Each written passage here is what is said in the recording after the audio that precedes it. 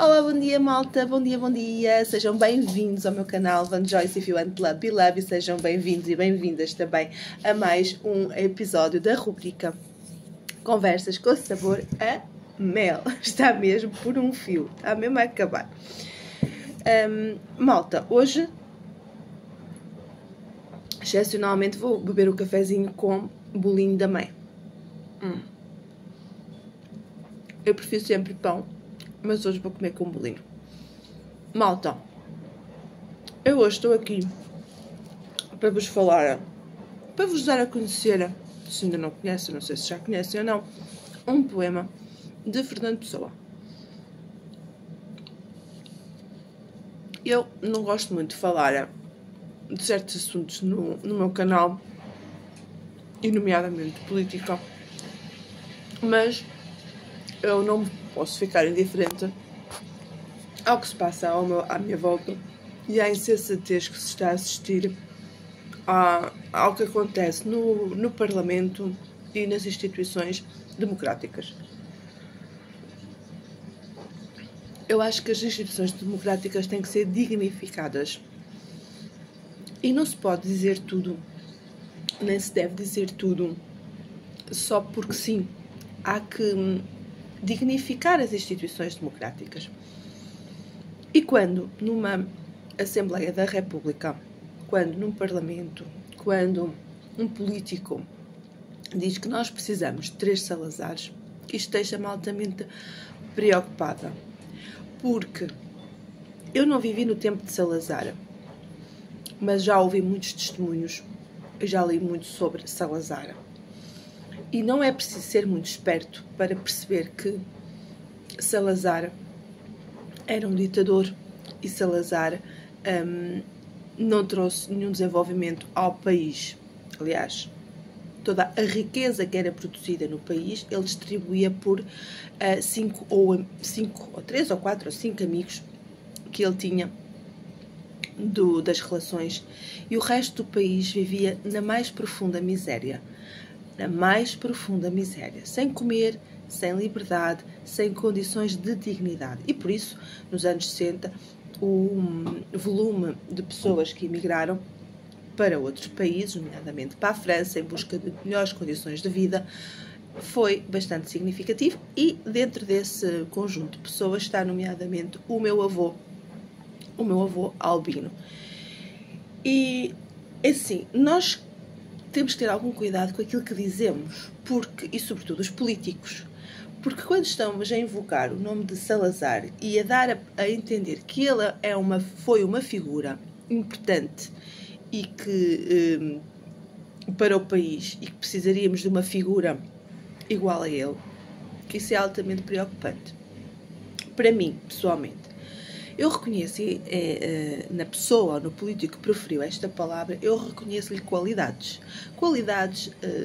de oratória, nomeadamente ao nível da comunicação, qualidades de coragem, tem realmente coragem, mas depois acho que também tem alguma insensatez nas coisas que diz e nas coisas que faz. E esta situação de ter dito que Portugal precisava de 3 Salazares e outras idênticas, como por exemplo a colocação de cartazes contra a imigração e contra os ciganos, eu acho que são atos completamente desnecessários, porque não é assim, não é dizendo que Portugal não é o Bangladesh, não é assim que se combate a imigração desregulada. E também não é dizer colocar cartazes na rua a dizer que os ciganos têm que trabalhar, que se combate um problema social grave que se arrasta no tempo, que é a integração de uma minoria a minoria da etnia cigana, porque há de facto um problema que se arrasta no tempo, que é a incapacidade que a sociedade e a etnia cigana teve de se integrar na sociedade. E há aqui um problema que não se resolve com cartazes, há aqui um problema que se resolve com educação, com sensatez e com cooperação entre a própria sociedade. Porque, de facto, isto dizer que os ciganos têm que trabalhar é muito redutor. Efetivamente, eles têm que trabalhar. Efetivamente, há muitas pessoas que vivem dependentes do subsídio, mas a questão é como é que nós chegamos aqui e como é que nós saímos daqui, desta realidade.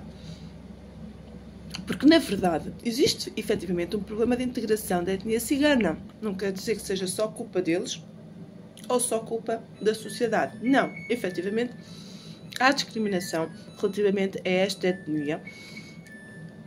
E por isso é que se começou a dar subsídios, porque eles tinham alguma dificuldade em integrar-se, e a dar subsídios para que eles pudessem também ter alguma dignidade, só que, efetivamente, depois instalou-se este hábito e não se fez mais nada a partir daí. Efetivamente, eles têm que se integrar, e nós, sociedade, temos que fazer um esforço para os integrar, e eles, a etnia cigana, também têm que fazer um esforço maior para se integrar.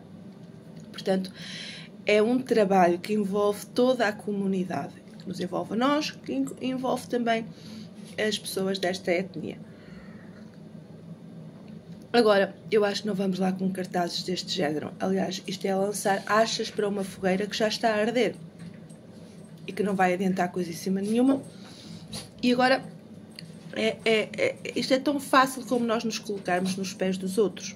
No caso dos cartazes do Bangladesh, é tão fácil como nós nos colocarmos no pé de pessoas desta nacionalidade que vêm para Portugal, como podiam ir para o Brasil ou para a França ou para outro país qualquer, em busca de melhores condições de vida. E chegam aqui e levam com estes cartazes. Agora, imaginem se nós fôssemos desta nacionalidade e se nos deparássemos na rua, estivéssemos imigrados, como eles estão, noutro país, e nos deparássemos na rua com este tipo de cartazes. O que é que vocês iriam sentir? Ou seja, o que é que as pessoas da nacionalidade deste país, Bangladesh, o que é que elas sentem a olhar para aquilo? E o facto de ser direcionado ainda é mais preocupante. Porquê contra os Bangladesh, não contra os indianos, não contra outras nacionalidades, não é? Porquê que estamos a particularizar? Malta, há um ditado que diz: não faças aos outros o que não gostarias que fizessem a ti. E, portanto, para mim, pessoalmente, aquele tipo de cartazes são altamente censuráveis. E eu não digo que o André Ventura não tenha razão em algumas coisas que diz. Eu reconheço que ele tem razão em algumas coisas. Eu reconheço que ele tem coragem política. Mas eu, às vezes, acho que ele tem falta-lhe sensatez para perceber que as coisas não se resolvem à bruta força. Que há que ter aqui há que haver concertação social. E não é desta forma, lançando achas para a fogueira. Malta, isto é o que eu acho. E sobre Salazar, eu acho que é preciso ter cuidado. É preciso ter cuidado porque nós não podemos ignorar a história. E muitas vezes nós falamos das coisas sem conhecimento real das coisas e sem perceber o impacto daquilo que estamos a dizer. Porque nós temos que perceber que nem todas as pessoas vão receber a mensagem da mesma maneira. E quando pessoas menos instruídas ou pessoas menos conhecedoras da realidade do que foi a vivência em Portugal no início do século XIX, no início do século XX, em que Oliveira de Salazar estava no governo de Portugal, nós podemos pensar que, efetivamente, há pessoas que podem ouvir aquilo que André Ventura disse e interiorizar isto como uma realidade, como uma verdade. E não é uma realidade, não é uma verdade, porque nós não precisamos de António Oliveira Salazar, nós precisamos sim de gente séria e precisamos de gente com princípios, gente séria e com princípios e valores, que é aquilo que eu acho que efetivamente está a faltar, não é? E muitas vezes há uma coisa que nós confundimos, que também é altamente preocupante, que é liberdade com libertinagem. Uma coisa é liberdade, mas a nossa liberdade também tem limites, não é ilimitada. A liberdade é precisamente isso. É nós termos consciência de que nós somos livres para dizer o que nós queremos, mas a nossa liberdade é circunstanciada. Nós não podemos simplesmente fazer tudo o que nos apetece. Isso era uma anarquia, isso é libertinagem. E o que eu acho que está a acontecer hoje em dia é uma confusão entre estes dois conceitos, liberdade e libertinagem. E eu acho que é isso que deve ser combatido. Pronto, malta. Então, sobre Oliveira de Salazar, eu gostaria de vos ler um poema de Fernando Pessoa. Fernando Pessoa escreveu sobre tudo. Também escreveu sobre Oliveira de Salazar. Ele tem um poema em tom humorístico, também satírico e humorístico, relativamente a Oliveira de Salazar. O poema chama-se precisamente assim, António de Oliveira Salazar, e diz assim: António de Oliveira Salazar, 3 nomes em sequência regular. António é António, Oliveira é uma árvore, Salazar é só apelido. Até aí está tudo bem. O que não faz sentido é o sentido que tudo isto tem. Este senhor Salazar é feito de sal e azar. Se um dia chove, a água dissolve o sal e sob o céu fica o azar. É natural. Oh, com os diabos, parece que já choveu. Ele diz que parece que já choveu porque isto já foi escrito logo após o 25 de Abril. E, portanto, após a Revolução do 25 de Abril. Depois ele continua. Coitadinho do tiraninho. Não bebe vinho, nem sequer sozinho. E aqui a forma como ele fala de Salazar recorrendo ao diminutivo, coitadinho do tiraninho, é claramente depreciativo. Depois ele continua. Bebe, portanto ele diz aqui que Salazar não bebe vinho nem sequer sozinho. Bebe a verdade e a liberdade. E com tal agrado que já começam a escassear no mercado. A escassear a liberdade e a verdade. Coitadinho do tiraninho. O meu vizinho está na Guiné. E o meu padrinho no Limoeiro aqui ao pé. Mas ninguém sabe porquê. E aqui é uma crítica clara à guerra colonial. Mas, enfim, é certo e certeiro que isto consola e nos dá fé. O quê? O que é que consola e dá fé? A revolução que vai pôr fim à ditadura de Salazar. Que o coitadinho do tiraninho não bebe vinho nem até café. Portanto, e há aqui, isto aqui foi publicado no Diário Popular, a primeira publicação deste poema no Diário Popular, no dia 30 de maio a 6 de julho de 1974. Portanto, foi logo publicado ali após a Revolução dos Escravos.